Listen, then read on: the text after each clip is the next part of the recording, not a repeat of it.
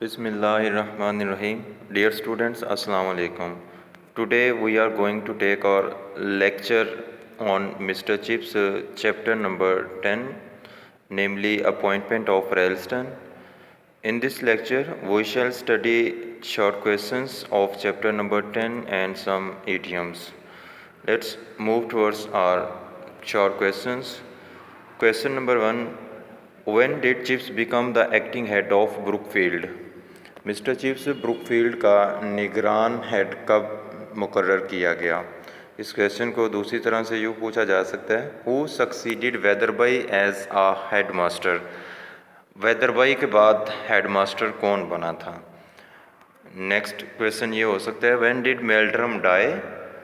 और how and when did Meldrum die? Meldrum की वफ़ात कब हुई और कब और कैसे उसकी वफ़ात हुई? ये डिफरेंट क्वेश्चंस हैं जिनको पूछा जा सकता है एक ही आंसर के लिए। आंसर देखते हैं।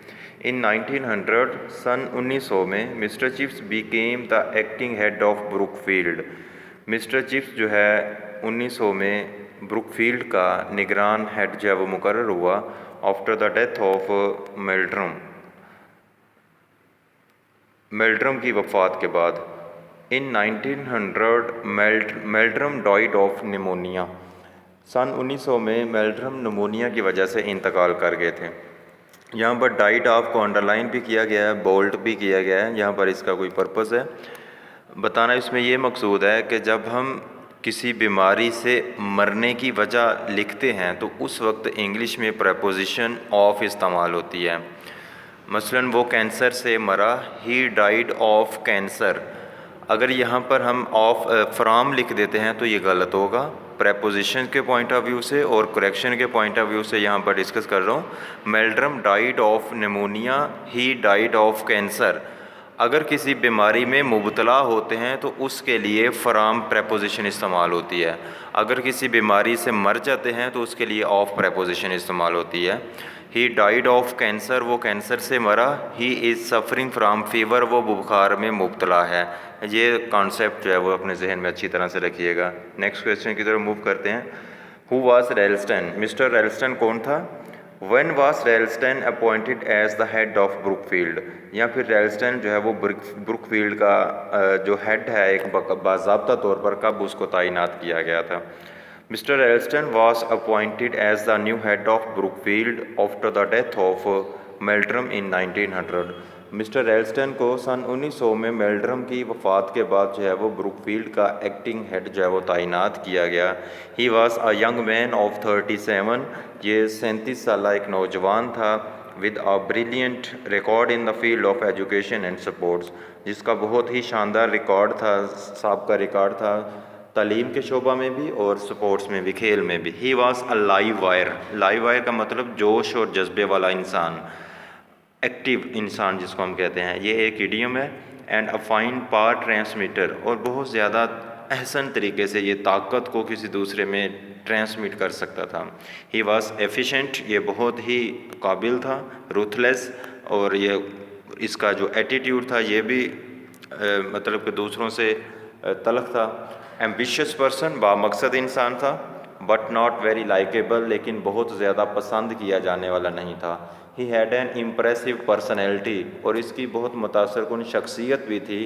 That could easily reduce a big hall to silence, जो कि एक बहुत बड़े मजमे को खामोशी पर मजबूर कर देती। मतलब इसका अकड़, रोब और दबदबा था दूसरों के ऊपर। लोग इसकी रिस्पेक्ट, इसकी जो रूखापन होता है इसकी वजह से करते थे, ना कि इसके कैरेक्टर की बिना पर। नेक्स्ट क्वेश्चन की तरफ मूव करते हैं। क्वेश्चन नंबर 3 लिखा हुआ है जी, who was mister Jones and what was his duty? Mister Jones कौन था और उसकी ड्यूटी क्या थी, उसका फ़र्ज़ क्या था? Mr Jones was a servant in the railway department. Mr Jones railway department में एक मुलाजिम था। हु वाज ऑन स्ट्राइक, जो कि हड़ताल पर था। He had the charge of signal box at the station, और उसके पास जो इशारे वाला डब्बा होता है, बॉक्स होता है कि अब ट्रेन यहाँ से रुखसत होने वाली है, नहीं रुखसत होने वाली, प्लेटफार्म जो है वो ऐसा है वैसा है, ये इशारा वगैरह इंडिया दिया करता था। ठीक है, ये उसका काम हुआ करता था, ड्यूटी हुआ करती थी इसकी। यहाँ तक हमारा आंसर कंप्लीट हो जाता है। नेक्स्ट लिखा है mister Chips was quite friendly to him. Mister Chips उसके साथ बहुत दोस्ताना मिलनसार था।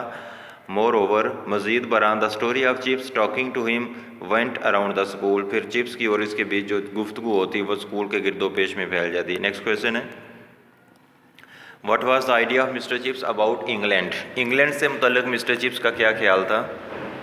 Mister chips had faith in England. Mister chips का इंग्लैंड के ऊपर अकीदा था, ईमान था, एतक़ाद था। इन मैसिस और जो इंग्लिश लोग हैं उनके ऊपर भी इसका ईमान था। एंड इन ब्रुकफील्ड और ब्रुकफील्ड के ऊपर भी इसका यकीन था। Whose ultimate worth depended on English scene.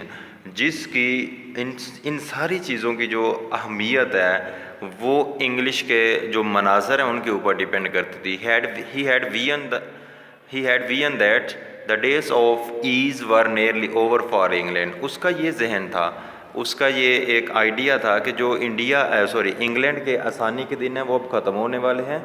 And little mistake could result in ruin. और इनकी यानी इंग्लिश लोगों की छोटी सी मिस्टेक उनकी बहुत बड़ी तबाही का बायस बन सकती है।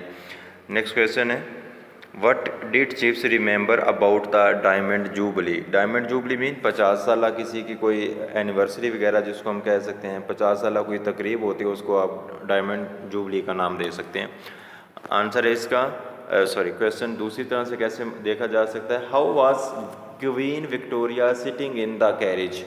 मलका विक्टोरिया बग्घी में कैसे बैठी हुई थी। आंसर देखते हैं।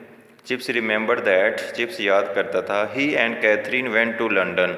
वो और कैथरीन लंदन गए to celebrate the diamond jubilee of England. England की डायमंड जूबली को मनाने के लिए।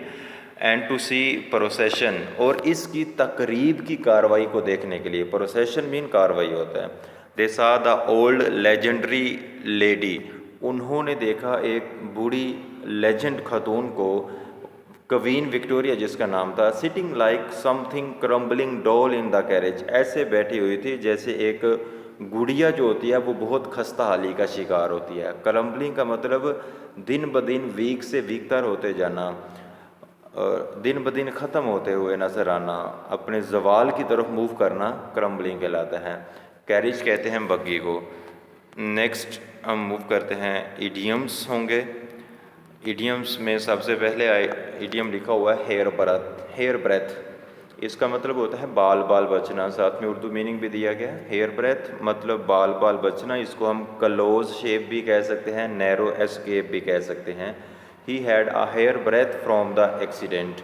वो एक्सीडेंट से, हादसे से बाल बाल बचा। नेक्स्ट इडियम है हैंड इन ग्लव, सैरो शकर होना। इसका मतलब होता है मुत्तफिक होना और एक दूसरे के साथ जो है वो बिल्कुल ऐसे मरासम कायम करना जिसमें किसी किस्म के शक की कोई गुंजाइश ना हो। They are hand in glove in with each other.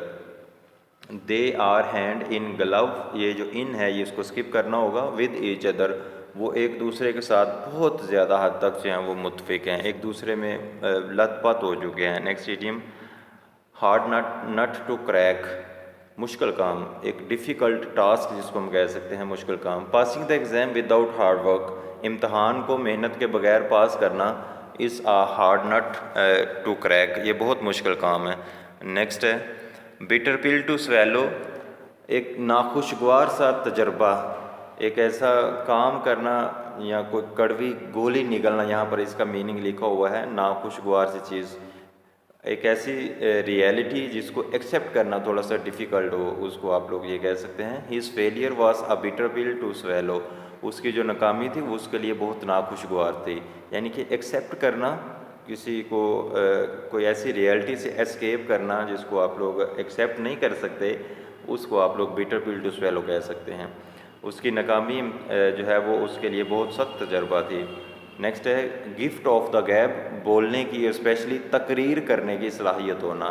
She can speak well, वो बहुत अच्छा बोल सकती है। Because she has the gift of the गैब, क्योंकि उसके अंदर तकरीर करने की, बोलने की सलाहियत मौजूद है। Have an axe to grind, ज़ाती मफाद होना, किसी का कोई अपना मतलब होना, किसी के साथ मरासम कायम करना, जस्ट अपने उल्लू को सीधा करने के लिए, उसके लिए हम कह सकते हैं have an axe to grind. I have no political axe to grind, मेरा कोई सियासी मफाद नहीं अगर मेरी किसी के साथ कोई दोस्ती वगैरह है। नेक्स्ट है एट फिंगर टिप्स, इसका मतलब फर याद होना, वाकिफ़ होना, हर चीज़ से बहुत अच्छी तरह वाकिफ़ होने को आप लोग फिंगर टिप्स कहते हैं। All the formulas of math और at my finger tips, math के जितने भी कुलिये हैं, फार्मूले हैं, वो सारे के सारे मुझे फर याद हैं। नेक्स्ट है हर्ट एंड साउल, दिलो जान से, she loves her son heart and soul, वो अपने बेटे से दिलो जान से मोहब्बत करती है। ये था हमारा आज का लेक्चर, जिसमें हमने मिस्टर चिप्स के चैप्टर नंबर 10 के 4 क्वेश्चंस और कुछ ईडियम्स पढ़े हैं। नेक्स्ट लेक्चर भी इसी तरह से होगा। उम्मीद करता हूँ कि आप लोग इनको पढ़ेंगे, रिवाइज़ करेंगे और कोई डिफ़िकल्टी हुई तो उसके हवाले से आप लोग कंसल्टेशन लाजमी तौर पर करेंगे। अपना ख्याल रखिएगा। अल्लाह हाफिज़।